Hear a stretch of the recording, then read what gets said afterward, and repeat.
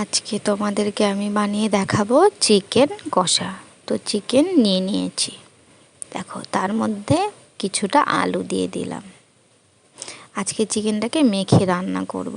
তারপরে রসুন, তারপরে পেঁয়াজ, তারপরে দেব জিরে আর আদা বাটা, তারপরে দিয়ে দেব রসুন আর পেঁয়াজ বাটা, তারপরে দিয়ে দেব লবণ। তোমরা ভাবতেছো যে আমি তো লঙ্কা বাটা দিলাম না, দেবো একটু পরে দেব, কারণ আগে দিলে না প্রচুর হাত জ্বলে। তারপরে দেখো লবণ আর হলুদ আর তেল দিয়ে মাংসটাকে ভালো করে মেখে নেব। তারপরে দিয়ে দেব লঙ্কা বাটা।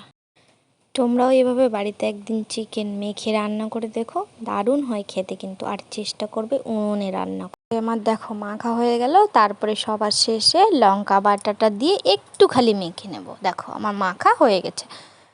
মাখাটা কিন্তু ভালো করে মাখতে লাগবে। তারপরে উনুন জ্বালিয়ে কড়াইতে দিয়ে দিয়েছি, দেখো এখনই দিলাম তো।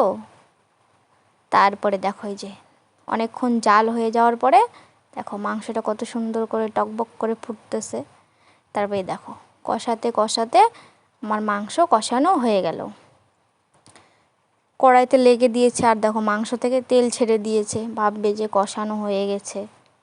তারপরে সামান্য একটু মাংসটার মধ্যে আমি জল দিয়ে, মানে এটা একদম আমি কষা কষা মাংস বানাবো, তো একটু সামান্য জল দেব যাতে মাংসটা আর একটু আলুটা সেদ্ধ হয়। এই যে মাংসটা সেদ্ধ হবে আর কিছুক্ষণ নাড়িয়ে চাড়িয়ে যখন ঝোলটা শুকিয়ে যাবে তারপরে গরম মশলা দিয়ে নামিয়ে নেব। তোমরা এভাবে বাড়িতে বানিয়ে দেখো, দারুণ হয় খেতে চিকেন কষা। আমার এই রেসিপিটি তোমাদের যদি ভালো লেগে থাকে তাহলে লাইক, কমেন্ট, শেয়ার, সাবস্ক্রাইব করে দিও।